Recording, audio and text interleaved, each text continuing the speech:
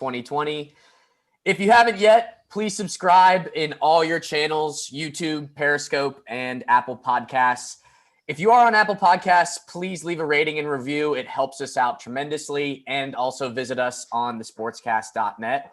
And give us a follow on Twitter at thesportscast1 and check out our app, The Sportscast, in the iOS App Store. Today, we're going to be talking about the college football selection, the 4 teams that will be playing in the college football playoff. But before we dive into anything, I'm joined by an all-star group, an all-star cast of guests.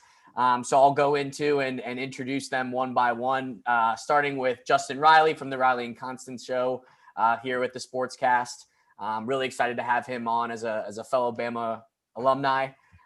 We also have another Bama alumni that I'm excited to introduce here in just a little bit. We also have Ty Turner from the Turner show, also a contributor to the Sportscast here, and really excited to have him on and get his take from the Big Ten angle of things. And then our 2 new guests, we have Gerald Dixon joining us. I'm really excited, to have Gerald on. A 4-year starter at the University of Alabama, was a member of the Tide's 1999 Southeastern Conference Championship team, and was an SEC All-Freshman team winner as well. And then we also have Chris from the West Coast CVP show. He's currently a contributing writer there and co-host of the Southern Gentleman Sports Show on the Ticket 850 AM in Pensacola, Florida. Gentlemen, a lot to discuss. It's been a really exciting, week or so in college football with the, obviously with early signing period, some coaching turmoil. We have obviously the championship games that went down this weekend and then Selection Sunday that was today. So starting off, obviously we know our 4 teams, Alabama, Clemson, Notre Dame, Ohio State will be playing in the college football playoff. Excited to hear kind of some of your points and starting with you, Chris, I would love to kind of see what your thoughts are based on the selection and which way kind of the direction the committee went. I was surprised to see Ohio State 3 instead of 4. I know the optics of the blowout loss that Notre Dame took to Clemson obviously probably weighed a lot in people's minds, but this was brought up, I think, by Reese. Ohio State only playing 6 games, whereas everybody else got close to 10 or right around there. I think that was a huge red flag for the committee. I wasn't sure why that they rewarded Ohio State by putting them in the 3 slot, avoiding that matchup against Alabama in the first game, having only played 6 games. This was a grind of a season, getting ready every single week, not even knowing if you were going to play once you got onto the field because of, COVID test results coming back. They didn't have to deal with that like the other teams did for 4 or 5 more games. So that's really what jumped out at me in the initial, when they released the ratings, that they were 3 instead of 4. Yeah, absolutely. Ty, what are your thoughts about Ohio State in the 3rd spot based on their schedule, based on the games that they've played, and based on their performance, obviously, in the championship game against Northwestern? Well, it's kind of the thing about Ohio State is if you look at just recruiting rankings, obviously I have my team talent formula that I put together on the Sportscast. Ohio State unquestionably has one of the most talented rosters in college football. They're obviously one of the most prestigious schools in college football. And if you look at where their spot is at number 3 and even how the Big Ten literally has bended over backwards to giving them every possible advantage, they changed the rule that you're supposed to play a minimum of 6 games in the Big Ten. Well, Ohio State didn't do that due to the different COVID outbreaks, either to them or the team they're playing. And then now they've bending the rules again because actually now it doesn't have to be 21 days. I think it has to be 17, which will allow a guy like Chris Olave to come back for the game. It just feels as if definitely Ohio State's being rewarded for, 1, being one of the premier programs of college football, 2, having just a roster full of guys that were highly rated in regards to the recruiting rankings and in NFL prospects. Other than because if you actually look at the play of Ohio State this year, and every game I've seen them in, they haven't been great. And to be honest, I don't blame them because their season was postponed. They didn't know if they're going to have a season, and that just what it does to kids. They had Wyatt Davis who opted out, they had Sean Wade who opted out, and then they opted back in. But just the stop and start and having to protest to get the season going, and not being able to practice consistently, and then all the interruptions with one team had COVID, they're going to play. I think it was Maryland, and then they had COVID, and then Michigan had COVID. That they have not really been able to get a rhythm, and so offensively. They've been a little bit like yesterday. Fields looked off. I mean, he had a couple of pretty bad interceptions. Overall, the passing game they looked as if they hadn't practiced a whole lot, to be honest with you. And they basically said, screw it. And then they just ran Trey Sermon. He ran for 330 yards. I think he's still running for yards, actually, if I'm not mistaken. No, I don't. I actually don't think Ohio State, from what you've actually seen from them, they beat 4 terrible teams, and then the 2 good teams they played were, and I don't even think they're that great of teams. I don't think Indiana and Northwestern are very good. I mean, they're the best. They have good coaching staffs, and they've done the best they can in this weird Big Ten season, but they're not very talented rosters. Well, in those 2 games, Ohio State really didn't look that good. Indiana had a chance to tie it at the end of that game. Northwestern was in it until they started turning the ball over in the third quarter yesterday. So long story short, Ohio State has a very talented roster. They have a lot of guys that will play and make a lot of money on Sundays. But actually, if you look at their body of work through 6 games,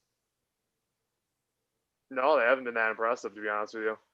Yeah, that's a great point. Something that I thought would be interesting dynamic too, and see how it plays out for their game against Clemson in particular, is seems like Justin Fields had injured his thumb yesterday. I was reading a couple of reports about a sprained thumb on his throwing hand, which is why they turned to that rush first offense with Trey Sermon kind of leading the way there. So be interesting development to kind of see how that all plays out and see if he's fully healed up before that game against Clemson. Justin, want to get your opinion on one thing in particular, and that is Texas A&M being left out. Obviously, Texas A&M being the first team that the committee had listed as being left out of this year's college football playoff. Do you agree with that opinion? And if you were on the committee, is that who you would have had in the 5th slot as well? I absolutely would. I was a strong advocate for Texas A&M the entire season. One thing, they did lose to Alabama rather convincingly, but it was an early loss. So they had a great opportunity to press reset and then just show everybody that they are worthy of being in any discussion, because they really had a long body of work for the rest of the season, whereas Notre Dame lost late, and they don't, and they kind of show like they don't belong in the playoffs right now, to be honest with you. I've been more impressed with what Texas A&M has put together this year collectively. Kellen Mond has actually surprised me this year. He's been more consistent and seems to have lived up to some of the hype that he had gotten early on in his career. But I felt like it's a political thing, and I feel like that they wanted Ohio State in there regardless, come hell or high water. But I feel like A&M is the better team and should be in there. And to be honest with you, if you look at the other teams, Texas A&M is probably a better matchup for a Clemson or for an Alabama right now than, say, Notre Dame, definitely, and maybe even Ohio State at this point. Yeah, that's an excellent point. And one thing that I always use in my mind to say, like, okay, if I was on the committee and I was given the opportunity to make this decision, I always think about head-to-head matchups. Like in my mind today, if Texas A&M played Notre Dame, who wins? If Texas A&M played Ohio State, who wins that game in my mind, based on the body of work that I've seen this season? And to your point, Justin, I really think that that A&M could beat those teams. I really think that they could. And as you mentioned, Kellen Mond and his development, I think they went 7 games in a row, winning in an all SEC schedule. Whereas something that Jimbo Fisher made a pretty funny comment about is that he was saying, some teams haven't even played 7 games this entire year, and we've won 7 games on an SEC only schedule in a row. We deserve to be in. And I support that argument. I'm not surprised at the way that the committee decided this, but I totally agree with you there. Gerald, would love to get your opinion on that as well. As a former SEC player, do you think that there was some bias there, maybe to try to keep two SEC teams out of the playoff? No, I think the committee got it exactly the way I would have lined it up and done it. Gotcha. I don't think you reward a team just for a coach coming out and lobbying for his team.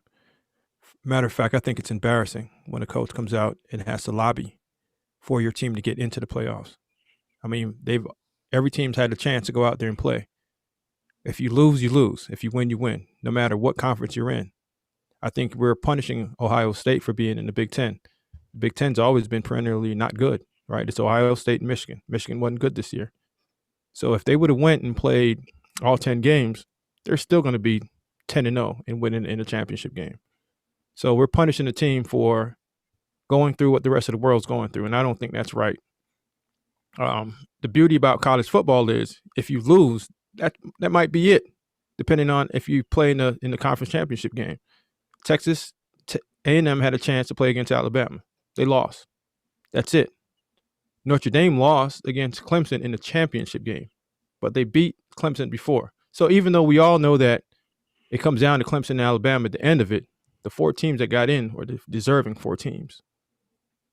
Absolutely. And then that's a great, pivot point to talk about Notre Dame and Notre Dame being in the 4th spot. Chris, going back to you, I'd love to hear your opinion on where Notre Dame sits. Like, did you feel that they should be in?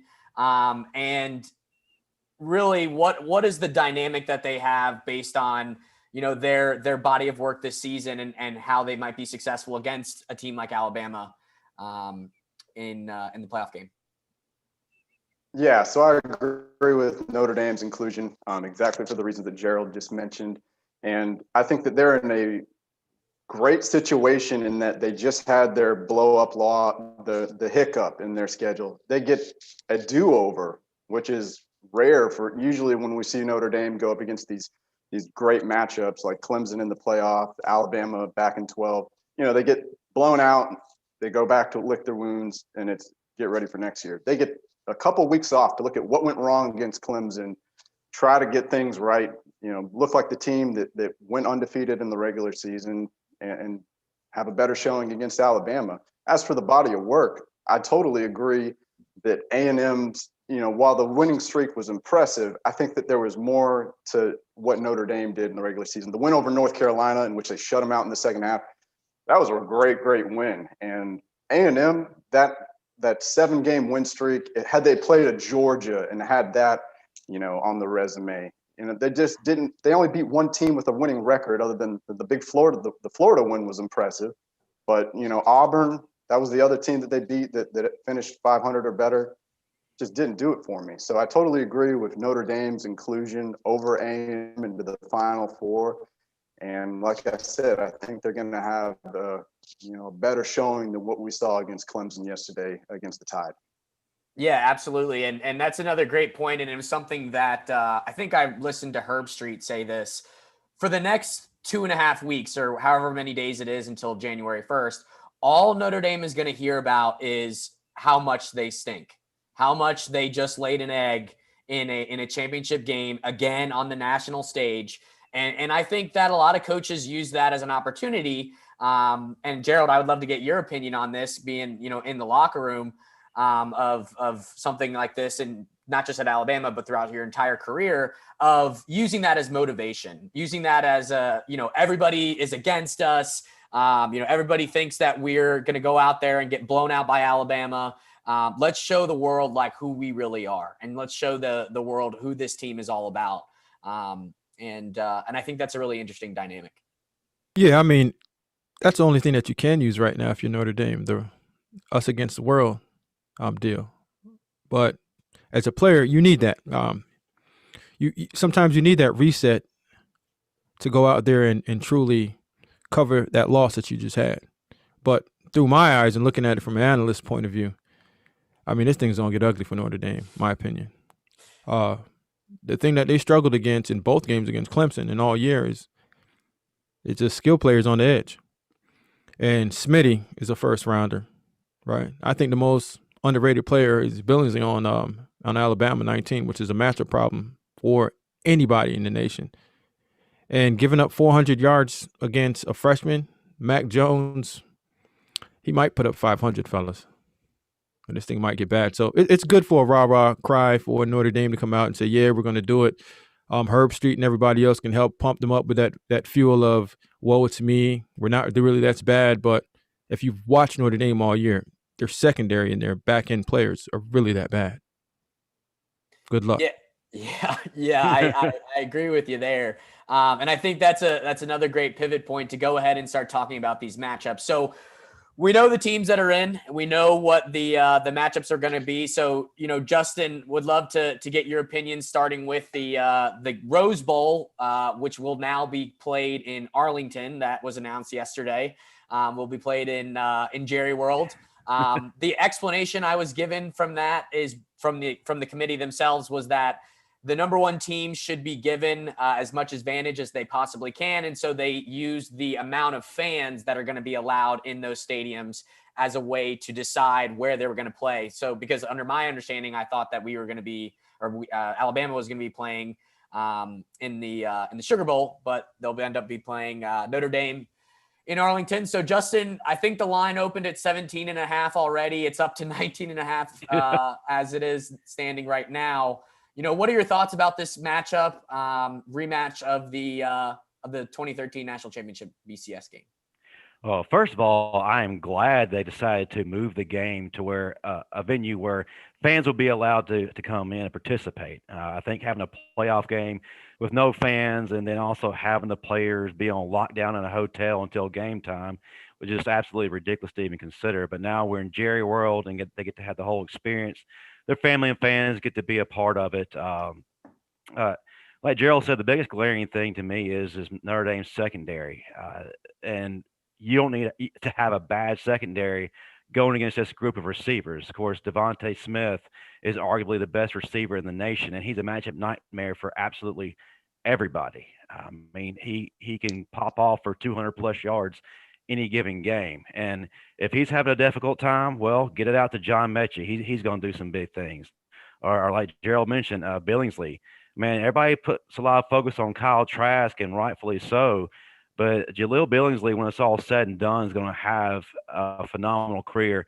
Probably it's going to be similar to what we've seen from Pitts. So that's another matchup nightmare. So what is Notre Dame going to do between now and January 1st to accommodate that? I don't see what you can possibly do that's going to make that big of a difference. The biggest thing is Alabama needs to be focused like they have been the entire season and not overlook anyone. Yes, Florida going to this game was overlooked by absolutely everyone because that loss to LSU, which I thought was going to be a great mistake. And I knew that what happened yesterday was going to happen. I fully expected it. Now, do I expect Notre Dame to come out with the same kind of showing? Absolutely not. I don't think they can generate that kind of offense like Florida can. They don't have the skill players that Florida does, but I think they're going to come to fight. If Alabama plays like Alabama and we don't try to get cute, don't try to reinvent the wheel, and come in and just do what we're capable of doing, this game should be over with quickly, and then we can make preparations for whoever we face next. One thing I will be noticing is the absence of Landon Dickerson. Man, that's a tough blow last night, losing arguably one of the most pivotal players on the team. Yeah, everybody looks at quarterback, everybody looks at wide receiver and running back, which we have great players at those positions. But Landon Dickerson is like a quarterback. Landon Dickerson is a monumental person to this offense and what makes it go. So it's going to be interesting to see someone come in and try to fulfill those big shoes. Yeah, that's a great point. And to talk about that a little bit further, Ty, something I want to get your opinion on is Notre Dame's defensive coordinator was actually named Vanderbilt's head coach. He will be coming into the 2021 season, replacing Derek Mason. So he's going to be splitting job duties, right, as head coach of Vanderbilt, and also trying to draw up a scheme to stop all these weapons that Justin just mentioned: Billingsley, Devontae Smith, Najee Harris, Mac Jones, this high-powered Alabama offense. Do you think that's something that's going to be a distraction for him and Notre Dame as a team overall? Is that something that you think they're worried about? I don't really think so. I mean, a lot of coaches have done this in the past. I believe Kirby Smart did it a few years ago when he took the job at Georgia, and he still coached the defense for Alabama. So, a lot of coaches have the ability to compartmentalize. I don't think that's going to be Notre Dame's problem. The Notre Dame's problem is just going to be I just don't think they have the horses. And at the end of the day, if you don't have the horses, good luck stopping. It's all about the Jimmies and Joes, and if the Jimmies and Joes on the one side are just better, you can try to create as much disruption as possible. And that's a tough matchup. And to just touch on the point earlier about, I think Notre Dame is the one that should have gotten the 4th seed, not A&M, because I thought Notre Dame had better victories. They beat Clemson. I mean, Trevor Lawrence wasn't playing, and obviously there were some injuries on the Clemson side of the ball and defense, but they beat them, and they had better victories than Texas A&M. So I think Notre Dame should have been rewarded by getting in the playoff, but at the same time, I don't think this is a good matchup. I just don't think they have the guys. I just don't think they have the talent on the defensive side of the ball. I don't think they have the talent on the offensive side of the ball. I think they're going to have trouble generating a consistent pass rush on that just incredible offensive line of Alabama. And I just think it's going to be, I just don't think it's a great matchup for Notre Dame. And I would predict Alabama just boat races them, to be honest with you. But to just specifically address your question, no, I think Clark Lee will be fine. I think he'll be able to get his guys as ready as possible. Unfortunately, he might get the blame when they give up 63 points, but it's not his fault. Good luck. I mean, I just don't think they're as good, but yeah. Yeah, absolutely. And Chris, I'd like to get your opinion on if Notre Dame were to, like, if Notre Dame's drawing a game plan tonight, Brian Kelly's sitting down with his staff and he's wondering, okay, how are we going to exploit Alabama's defense? And something that we saw last night is Alabama's secondary. It's something that it's been struggling all season long. It was particularly noticeable in 2 games this year, obviously the Florida game last night and the Ole Miss game earlier in the season. Now, those necessarily aren't the same offenses as what Notre Dame runs in a more traditional setting. But I'm just wondering, like, what are some things that they can kind of scheme together or game plan for how they're going to try to attack this, subpar Bama defense? Yeah, it's weird to hear you say that, subpar and Bama in the same sentence, but this definitely was a point of concern throughout the season for Alabama. They improved, in the latter part of the year for sure. But if I'm Notre Dame, you can't have these conservative approaches that just come back to haunt you. They got into the red zone against Clemson and they're settling for field goals. They missed a field goal when I thought they should have just gone for it. Going up 10-0, you start to build some momentum. Instead, it's 3-0 and, Clemson starts to get their rhythm and they just put the game away. Notre Dame was never in it from that point on. So against Bama, they're going to have to just pull out all the stops. If you get past the 45-yard line, I'm going for it. It's 4-down territory. I just wouldn't leave any points out there. I mean, they're up against a mountain of a task. Watching that game against Florida last night, the way that Coach Sarkisian's coaching this offense right now, I mean, Notre Dame absolutely cannot fall behind by 2 scores right off the bat, or else I think this is over. Yeah, and that's something specifically I wanted to ask Gerald about is, what is it that you've seen in Bama's secondary that's caused so many issues that teams seem to be exploiting, that have this ability to stretch the ball down the field, or perhaps they have, a real target matchup.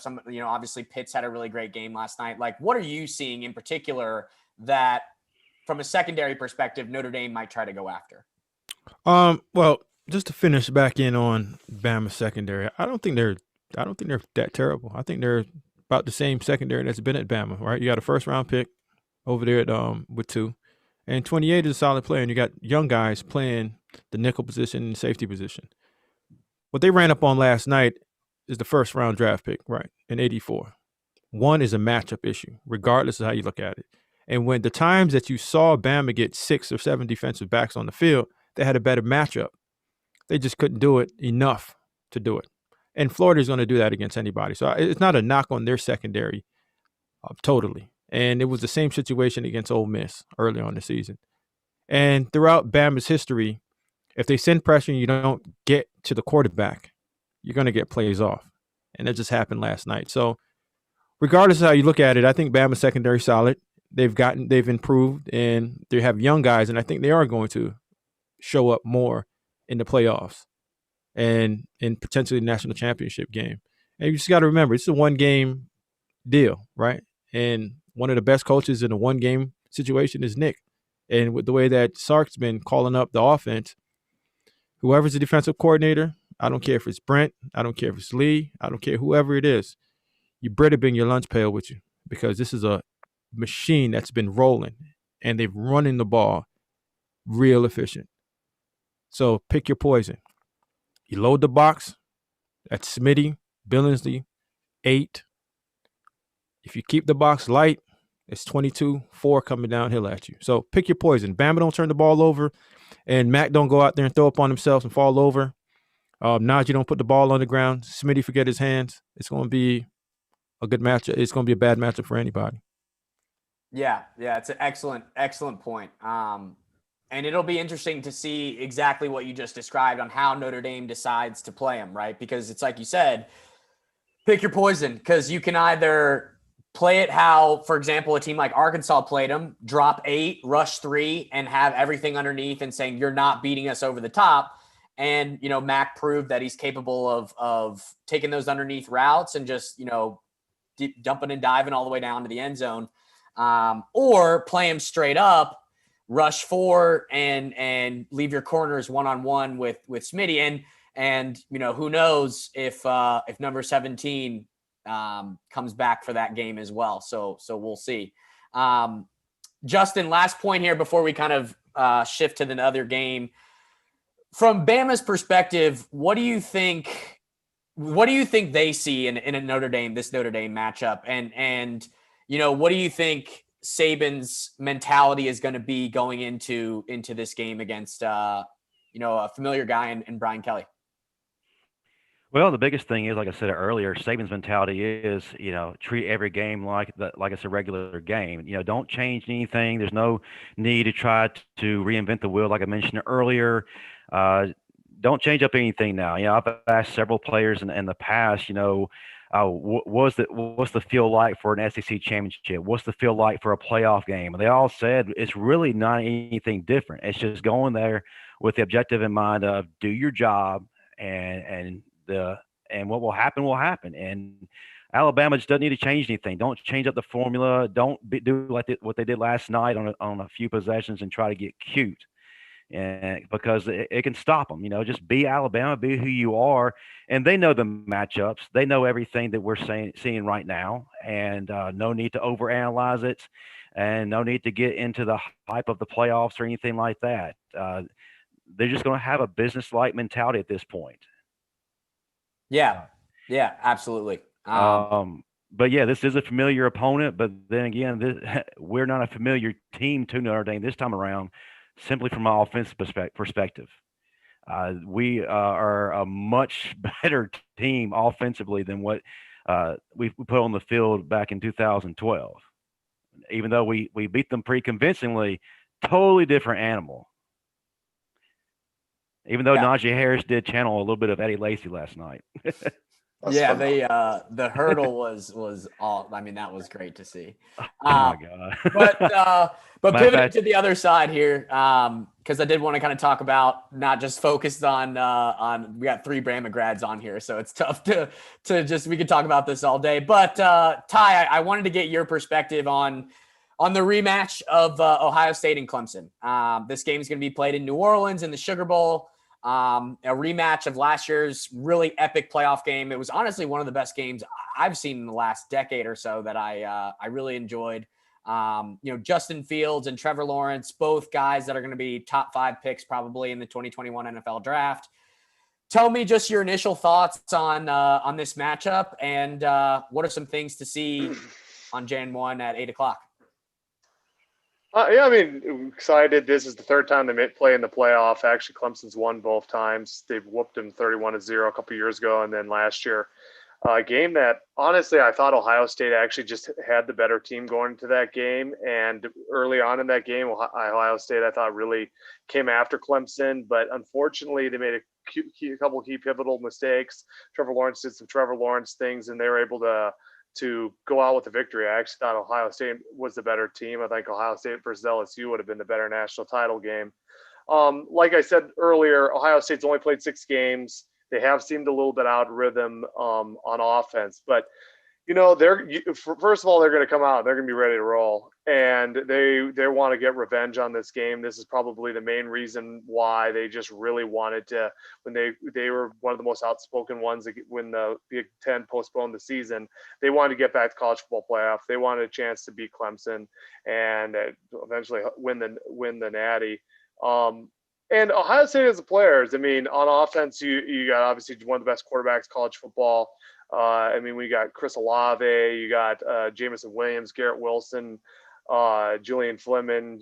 I mean, these are some of the most touted wide receiver players that came out of the high school ranks, and obviously a guy like Olave and Wilson has played at a very high level. You got Sermon, who's playing really good right now. You have I think one of the best offensive lines in college football. I mean, on anyone, if they can get it going, they can be tough to stop, especially offensively. Defensively, they obviously had a lot of pieces they had to put together. Last couple of games I've seen Ohio State starting to look a little better defensively. Hatley, the DC last year, he went and became the head coach over at Boston College. So they had a new DC, kind of a weird offseason where the spring ball was kind of cut off. So early on, their defense looked a little bit, it looked a little young, like they need to develop. But they got the guys out there. Tyreek Smith, Tough Borland, and you obviously have Sean Wade, who's one of the better DBs in college football. It's so. If they can play to that talent level that Ohio State I know has from a roster perspective, they can beat Clemson. They can, they really can. But they have not played as many games, and a lot of people are kind of the angle I've heard is it fair? They've not played as less game. They have less wear and tear. I would actually argue that Ohio State has had less reps. I would argue a team, especially on the defensive side of the ball, that has had less guys. Play less games. Offense, they've had guys that have played less reps, and obviously they've had some COVID issues, so they have guys that have not even gotten as many reps in those 6 games due to not being able to play due to COVID.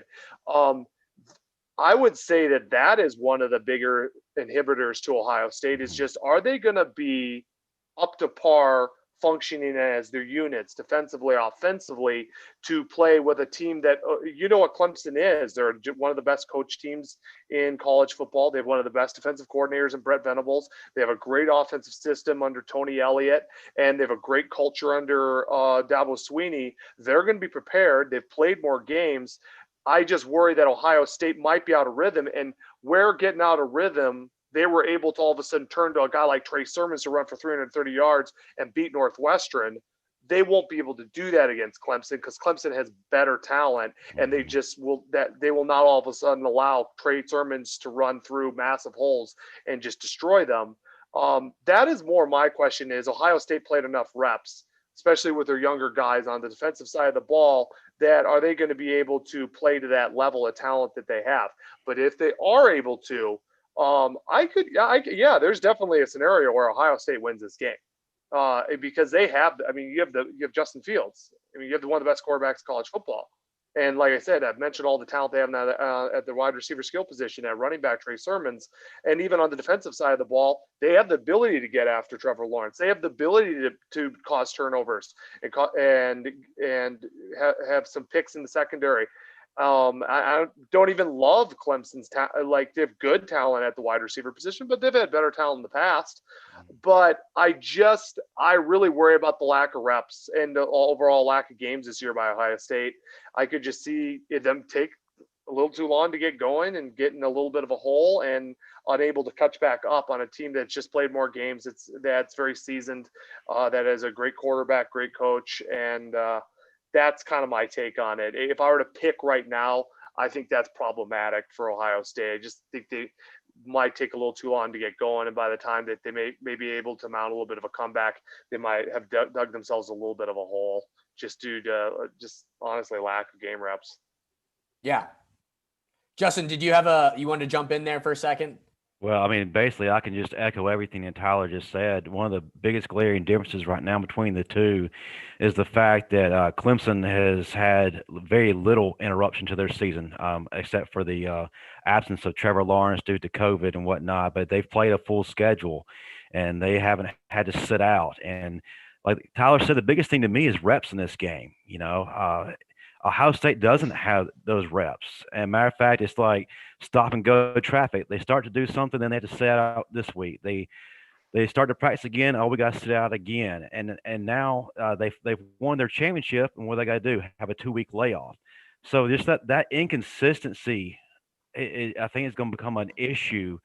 But then again, coming into this game, the biggest thing, if they're going to beat Clemson, they're going to have to let the game come to them. Justin Fields cannot try to force things to happen. Ohio State can't try to force things to happen, because if they do, Clemson's going to take advantage of that. But yeah, everybody is seemingly pointing to it's an unfair advantage because Ohio State's fresh. I disagree. I think it's a it's a disadvantage that they don't have enough time on the field this season.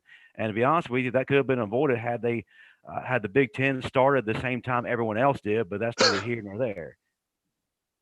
Yeah, that's a great point. And Chris, one thing I wanted to get your opinion on is from a defensive perspective, Ohio State, at least in my opinion, has always had 1, 2, sometimes 3 first-round talent defensive ends on their team at any given moment. And that drives that front seven of just absolute dominance. And then they have, a lockdown first round corner or safety that really backs up their secondary.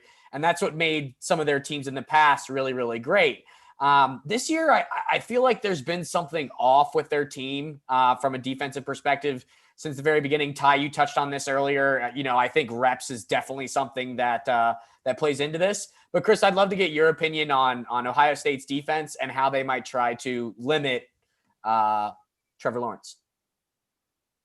I'll just echo what everybody else has said. I mean, this team is yet to play a full 60 minutes where they looked, as dominant as they have in the past. And, you don't slam the door shut on Indiana and let them back into the game. Do that against Clemson, they're going to come back and beat you. You start slow against Northwestern yesterday. By the time you get into a rhythm, Clemson's going to be so far ahead, you might not have time to catch up. So what they're going to be able to do against Clemson, I mean, it's got to come down to the lack of reps is why they've started so slow this year and not put away opponents like we're used to seeing Ohio State do. I think that puts Clemson at a huge advantage in this game. And, Fields has probably been thinking about that interception from last year all off season and into this one. So I know he wants a shot at redemption, but you mentioned earlier in the show the possible sprained thumb on his throwing hand. How's that going to come into effect? They got to be clicking on all cylinders if they want to beat a team of Clemson's caliber. But I'm excited to see it because, like you said, last year that was an awesome football game, and we seem to be getting these trilogies of these Alabama and Clemson. Now it's Ohio State and Clemson. So really excited for this matchup. But defensively, Ohio they got their work cut out for them. They're going to have to play their best game of the season by far if they want to keep this one, within striking distance. Yeah, Gerald, would love to get your thoughts on that as well. I can see you got a point that you want to make. Yeah, are we dismissing that Clemson's offensive line got pushed around by Notre Dame defensive line? And who's impressed with Clemson's skill players or their offensive line? The only person that you're impressed with in Clemson is the quarterback. That's the first overall draft pick right now, if everything ends. I believe that Ohio State's not getting enough credit for what they've done all year of having stop-start, guys testing in, guys testing out, and still winning and not losing any game. So hats off to the head coach. But when you look at the matchup, if Ohio State comes back and all their players are healthy and they all line up on the field, and they play an even game, I think the Buckeyes win. Wow. I'm not afraid of Clemson's offensive line or skilled players. I believe that defensive line for Ohio State can get to the quarterback like they did last year. The skill players on Ohio State versus the skill players in the back end of Clemson, I think it happens with the Buckeyes win. My opinion. Wow, that's Just really, to be off, and everybody knows I'm a Sweeney guy. Yeah. But I'm not truly impressed this year with Clemson's team. Like the loaded team of a few years ago, they barely won that game. Like you just said, a bad turnover late, and the game goes the other direction. I mean, is anybody scared of number 3 for Clemson running by anybody? They don't have that dynamic player anymore to just get the ball in his hand and say, okay, go. I mean, Notre Dame just had a busted coverage there last night. Guys that truly can't run. We know that already. And Clemson looked like Clemson. But against a good team, I'd like to see Justin and Trevor just go at it. And Trevor's not as clean as people think whenever he has some pressure around him. He does some bad things in terms of decision making and try to force balls. And when you don't have playmakers on the back end to go up and bail you out, those become problematic with good defensive backfield like I believe Ohio State has. Yeah, that's an awesome point. And obviously losing Justin Ross before the season started, I think that was huge for them. Bama kid to give him a quick shout out. But yeah, I think that's interesting. So I'm just curious just to poll the group here. I think it's a wash. Everyone on this panel is thinking about obviously taking Alabama over Notre Dame. But Chris, if you were picking today, would you choose Ohio State to beat Notre Dame as well? As Gerald just said. Ohio State over Notre Dame? Yeah, absolutely. Oh, I'm sorry. Over Clemson. My fault. Over Clemson. Wow. I mean, he made some great points. Just like I said, they got to play a full 60 minutes, and I don't think they've done that so far this year. But do they have the talented roster to go up against Clemson? Absolutely. Yeah. Yeah. What about you, Justin? I'm going Clemson. Okay. If Ohio State can get into a rhythm based on everything Gerald just said with that all that talent, then Ohio State wins. And I say they not only win, but win convincingly. One of the points that Gerald made was that offensive line is just not doing well for Clemson. And in the same token, that means Travis Etienne has not been as dominant this year either because of that.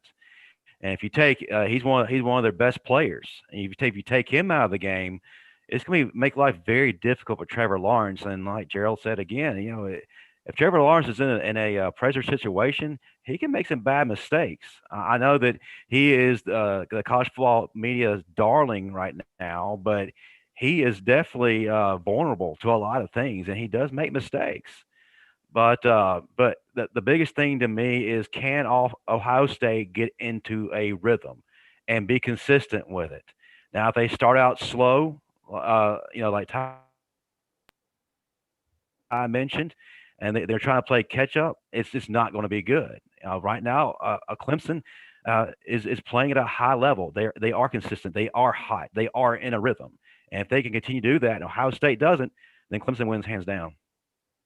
Yeah, that's an excellent point. One thing too, I saw a stat yesterday that Trevor Lawrence threw his first interception on a blitz yesterday in his career. That was the first time he's ever thrown an interception on a blitz package coming at him. So I definitely think that if you can, if Ohio State can get some pressure on him, and like Gerald pointed out, he doesn't really have the talent makers right now to bail him out any of those certain situations that he's had in the past. It could lead to being something that's a really interesting matchup. So I think we've covered a lot of great things there from our matchups and the selection. The last piece of this conversation that I wanted to get your guys' opinion on, and something that's kind of a hot topic in college football right now, is playoff expansion. Something that a lot of panelists, Herb Street, Galloway talks about it a lot. Is expanding the playoff beyond the 4 teams. in order to drive not more interest, I guess, but give more teams a chance to get in. Gerald, I'd love to get your opinion on the potential of going to an 18 playoff and maybe some pros and some cons to that. Right. I'm not a fan of it, first of all. I believe you keep it 4. When you get to the 8 teams, you're just adding teams in, just adding teams, just to make more money for the universities and college football. And again, I'm not in favor of everybody getting paid and the players aren't getting any of it. So that's one place for me. The second point that I would make is college football right now, it's turning into what women's basketball was early on when it was Tennessee and UConn. But if you boil it all down, it's going to be, we're arguing about Clemson and Alabama right now, and maybe Ohio State. Like the 4th team, no one even talking about. So you add in 4 more teams into it. Who are you going to add this year? You would have added A&M, Cincinnati. Who else would have been the 8th team? Oklahoma. Right. At the end of the day, you're still going to have the same matchup. So college kids are playing more games and it's turned into a professional season. They're not benefiting anything from it. The colleges are benefiting from it. The coaches are benefiting from it. Everybody's benefiting except the players. So I'm not in favor of it just to play games. If you want a good tournament game, go look at the Division I AA tournament. And that's great. And they're not making a bunch of money doing that anyway. So you can play as many games as you want to, but somebody has to get a little bit of money out of it. And I'm not a fan of watching bad football to begin with. Give me the best 4 teams, let them play 2 games, and then match up the 1 and 2 or 3 and 4, whatever scenario it plays out in. But the college playoff committee has gotten it right every single year, in my opinion. Keep it at 4 and just keep it going. That's a great point. But Ty, I have a question for you. Let's say you're on the playoff committee and I represent Cincinnati, and I go to you and I say, Ty, I did everything that you asked. I won the games that were put in front of me. I won my conference, and I'm being dropped in the rankings when I'm not even playing games or I'm not losing games. What am I not seeing here? Like, why am I not getting an opportunity at least to, be that next team out of it, I guess you could say, because Oklahoma just leapfrogged me. Texas A&M leapfrogged me. Why is it that, I'm doing everything that you're asking me to do in terms of building a resume and I'm just not seeing any results? Tough crap, bro. No, no, I'm kidding. Yeah, I agree with what Gerald just said. I'm just not. It's. I mean, come on. It's been what, Alabama and Clemson. It's probably gonna be them again, and might throw Ohio State in there, and then once every few years, LSU will sign enough really good players, and we'll hire a really good guy, and he'll put together a good scheme that gets them the national title.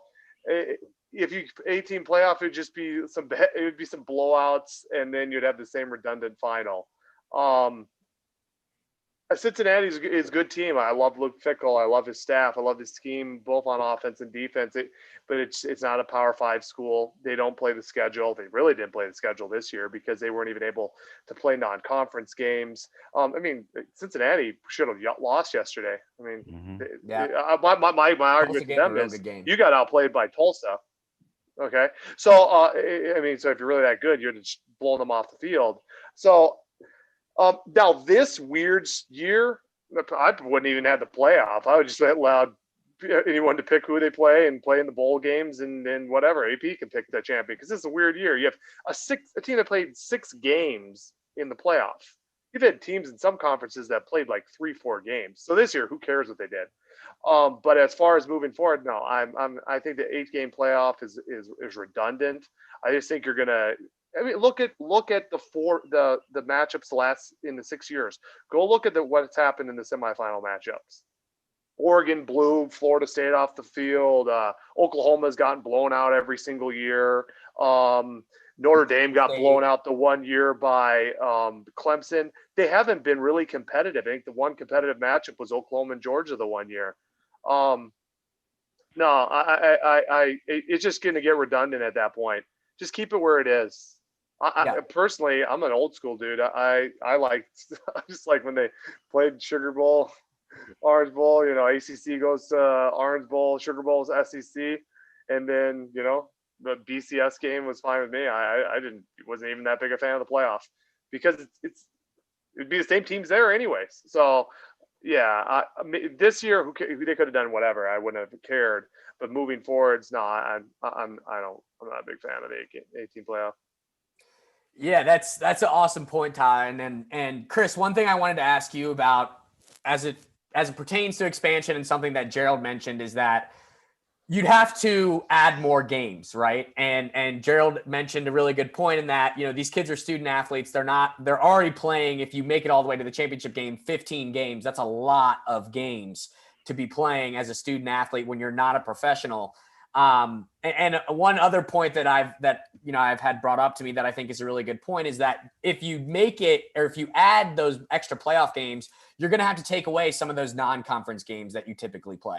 So for example, Alabama, like the games against Arkansas State or Mercer, or some of these programs that come in to Tuscaloosa and we pay them, or Alabama pays them, X amount of dollars to play those games. What happens to those programs if those games don't exist? Because typically, from my understanding, those athletic departments, they rely on that game to make money so that they can have sports, not just their football team, but support the rest of their athletic department. Schools that have, don't have these crazy budgets that teams in the SEC and the Power Five do. So I always thought that playoff expansion would be it's a interesting idea, but I'm also on the team on the side that says, keep it at 4 because you'd cost some schools, that would probably fold their athletic departments because they just can't afford it. And that's something that I don't want to see. But, curious to hear your point on expansion. Well, that's a good point that you just made for the moneymaker games for those MAC programs or Sun Belt teams. This year is a good test run of all that. I thought the MAC was going to cease to exist. They stopped when the Big Ten said they weren't going to play. They lost a lot of their big money non-conference games. So I'd be interested to see the financial ramifications from this year in particular going forward. What's it going to be for some of these schools like the MAC conference?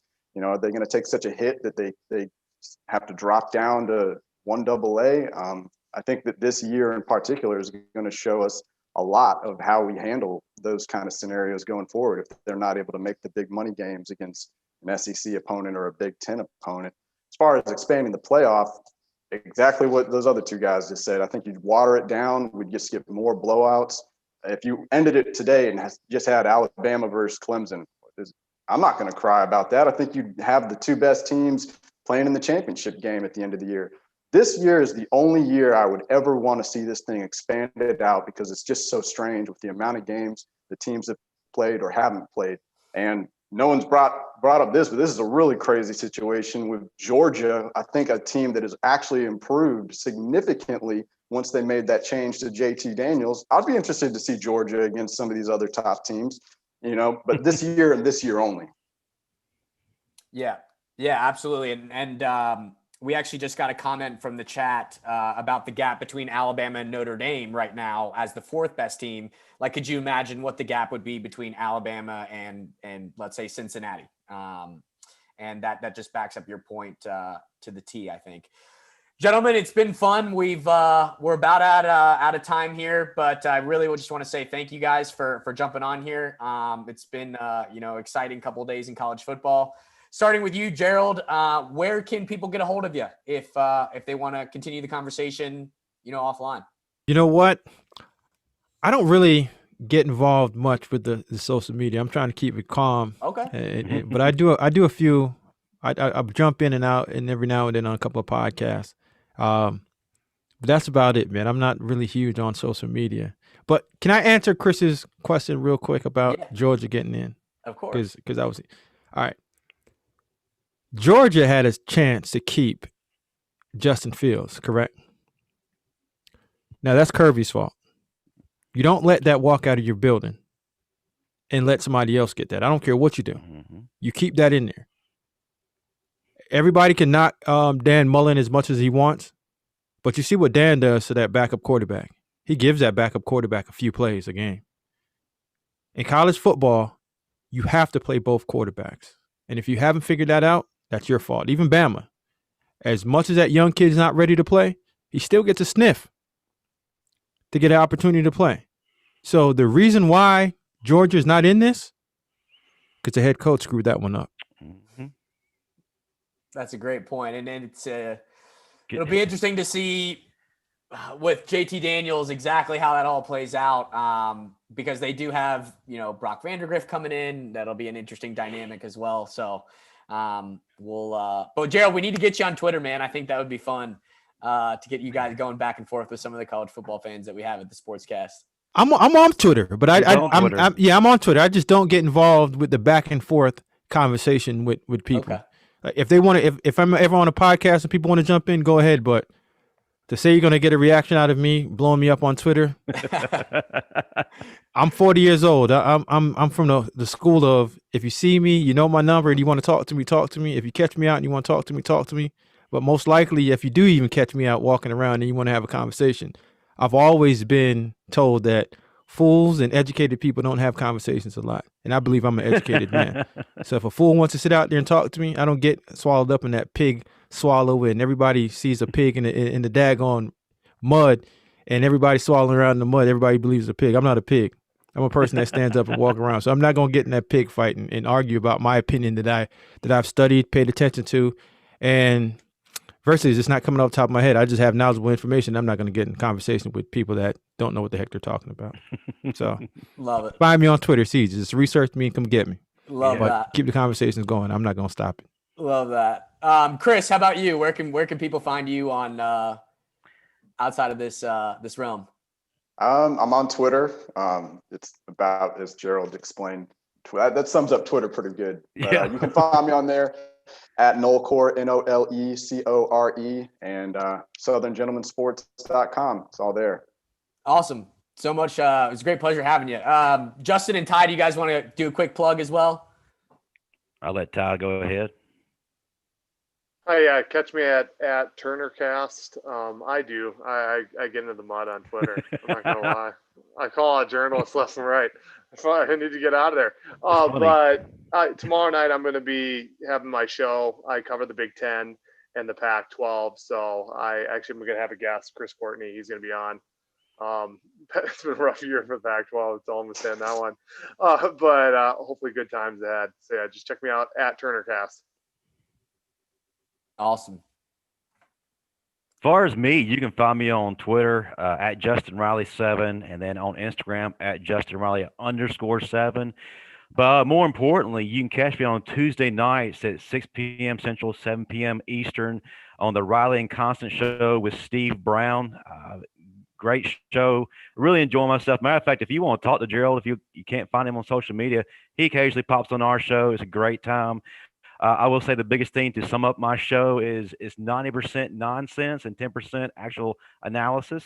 So if you're looking to come on there for some serious analysis, maybe it's not your show, but we have a good time. We break down the previous week from Alabama football, preview the coming week ahead. Also, too, we have former Alabama legends like Gerald come on and get their perspective on things, as well as dive into their careers and just revisit their time at the university. So it's a lot of fun. So please check us out. We'll have a big show this week again to celebrate the SEC championship and preview what's ahead. We got some guys from our 1992 national championship squad that will be there. So yeah, definitely check us out. Appreciate that. And always, you can obviously follow us on Twitter at the Sportscast1 and visit us on our website, thesportscast.net. Obviously, as Justin and Ty said, make sure to catch and check out some of our shows scheduled for this week. And this is Nick Rosetti. Happy holidays and have a great one.